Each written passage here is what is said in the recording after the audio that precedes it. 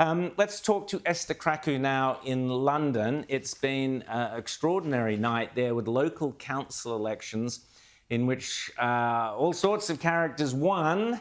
Esther, great to see you. What did you make? First of all, I'm going to play you a clip of one of the characters who won last night. He's wandering around shouting Allahu Akbar. I didn't know that was how you got into local council in Britain, but apparently it is. Let's have a look at this guy. We will not be silent. We will raise the voice of Gaza. We will raise the voice of Palestine. Allahu Akbar. So he's the new councillor for some place or up in the north of England. Esther, tell us what happened overnight. So overnight, what happened was what many of us expected. The Tories lost spectacularly. They lost hundreds of seats. The Labour Party gained well over 300 seats in the local elections. That clip that you just showed of the newly elected councillor winning and shouting Allahu Akbar and saying that this vote was for Gaza. I'm really curious what he thinks he can do in his position as a local councillor for Gaza. I don't think he understands how the local elections actually work. But what you did notice is actually a shift. So in many areas, many sort of Tory strongholds, the Labour Party actually gained a lot of those councillor seats. But they actually lost a lot of Muslim majority or like areas with significant Muslim communities. And that was mainly over the vote for Gaza. So it's actually showing that in many parts of the country, the split isn't based on actual policy or how, politicians' actions are affecting their lives. They're more symbolic votes like, territories tens of thousands of miles away from the UK. Unfortunately, you would have seen that Sadiq Khan won his re-election in London. And it's a curious thing as well, because, this is someone who has received a lot of criticism for his ULEZ policies, his kind of anti-motorist policies. But the interesting thing isn't actually the spectacular failure by the Tory party to put up basically an unelectable, completely unappealing candidate. It was actually the turnout. So Sadiq Khan won 40% of the vote for 40% of the eligible electorate coming out to vote. So that's 15% of basically all the people that could have voted. And people are really questioning, and I'm sure this is going to be an even bigger conversation at the next election. Do people's votes actually matter? Because here in the UK, we have the first past the post system. You can win sort of many seats in this country with basically about 25 to 30% of the electorate voting for you. And the question is going to become more significant. You're going to have places like parties like Reform that can actually steal the votes from many disillusioned Tory voters, but they get no representation in Parliament. And we're asking many questions like, should we make voting compulsory, like is the case in Australia? Should we have a better political system that ensures more representation? The Tories lost the Birmingham mayoral election, even though Birmingham City Council is in, get this, £1 billion of debt, because the Reform Party stole 30,000 votes from the Tory party, and he actually ended up losing by just over 1,500 votes to the Labour Party. So there are many questions about the suitability of our political electoral system, whether it's fit for purpose, what's going to happen to people that just don't vote or vote independent, which you're seeing a lot happen in the local councils, but also the uncomfortable question for the Labour Party, all these disillusioned, mainly Muslim voters that are leaving the party, can they afford to take that hit? There are many questions to be asked. Well, the Telegraph notes that many Muslim voters are voting on different issues from the rest of the electorate. No kidding, Einstein. So, yeah, you might think it's silly that they're voting predominantly on the Palestine issue, but that's how they're voting, and the representation they're receiving is quite significant. You look at the number of mayors across the UK now who are Muslim background in those sorts of electorates. What does this say about the coming general election? Are the Tories going to stick with Rishi Sunak and have certain defeat? Will there be a late-minute change?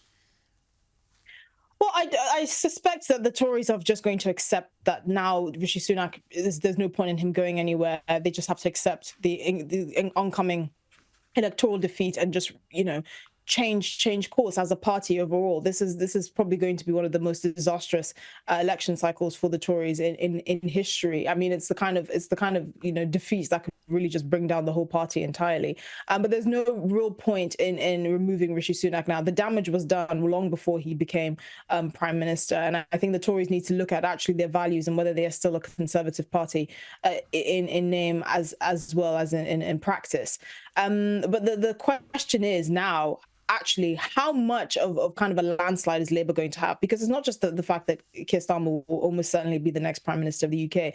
Will there be any sort of opposition to more outlandish policies? We've seen all the ludicrous policies coming out of Scotland, for example, with this sort of gender ID or self-ID legislation, really lax self-ID legislation, having male rapists in female prisons, giving children puberty blockers, which has now basically been overruled thanks to the Cass review. You know, these kinds of policies come out of Scotland because they don't really have any sort of second chamber, any sort of sophisticated power sharing model. But if the Labour Party wins a giant landslide, which many are assuming is going to happen, they're just going to have free reign to do it entirely and do these and implement these kinds of crazy policies. I mean, you see green policies on steroids that were unfortunately jettisoned by the SNP because they realized it was unworkable. What's stopping Keir Starmer from implementing them here in the UK and effectively crashing our economy against a brick wall? James. Esther, you've got a pretty apathetic general sort of populace. The turnout for the votes was quite low, as you said, but you've got a highly organised Muslim community vote. How does that then affect Keir Starmer, not just in terms of his policies, but more his general outlook internationally? Does he start to play to that? And does that fundamentally change the outlook of the UK? Well, fortunately for Keir Starmer, he can actually afford to take the blow of many Muslim voters basically leaving the Labour Party, because the Tories have done a spectacular job of basically making sure that the rest of the country can't be bothered with them anymore. That the seats that the Labour Party couldn't afford to lose because of the collapsing Muslim vote, basically, they're automatically transferring to them. So you see many, particularly in this latest local elections, you see many Leave voters, Brexit Leave voters that have moved to the Labour Party, and they've basically been able to absorb the votes that the Labour Party would have lost had they just lost the Muslim vote. So actually, I don't think it's going to affect Keir Starmer's party at all. And that's no credit to Keir Starmer or the enthusiasm for him and his party. It's more just a testament to the spectacular failure of the Tories with connecting to the electorate in any significant way. So you mentioned Scotland. We'll just have a quick look, a reminder at our old friend Humza Yousaf, who stood down. He had some pretty strong views a few years ago. Have a listen to this. The Lord President, white. The Lord Justice Clerk, white. Every High Court judge, white. The Lord Advocate, white. The Solicitor General, white. Esther, he seemed to have a problem with white people. He's now gone. What's happening in Scotland? Yes, Humza Yousaf's delusion has finally caught up to him.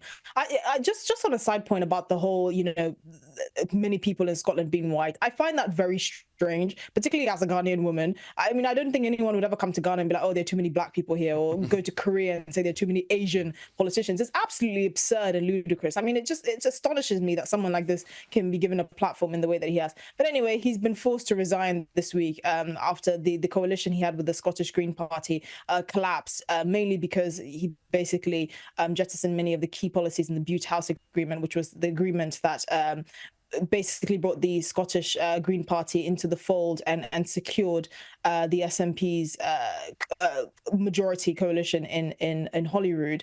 And one of the key pledges was the fact that, they decided to let go of the pledge to reduce Scotland's carbon emissions by 70% by 2030, which is completely unworkable. They also had so many other pledges about reducing child poverty and promising all this money. That can't happen if the Scottish economy has basically been ground to a halt to meet all these unrealistic environmental targets. So he had no choice but to resign. He's also made himself very unpopular. He froze council tax without any consultation with the councils, even though they're all hard-strapped for cash. He was still pushing these ridiculous gender extreme laws, gender ideology laws, self-ID laws, which goes against a lot of the mainstream policy here in the UK, more broadly speaking. So he, in his short run as First Minister, he was virtually useless. And I think his ideology really overtook common sense.